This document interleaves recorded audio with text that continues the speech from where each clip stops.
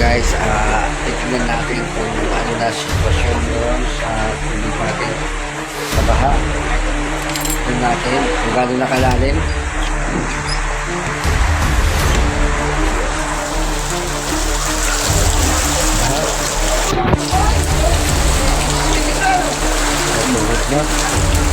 Ayan na.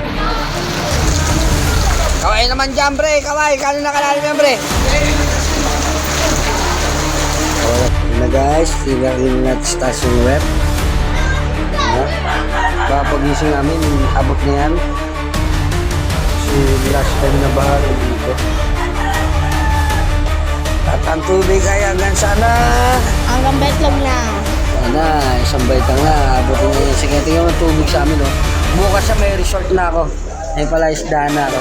Mangunguli ka ng mga chicharon, bulaklak.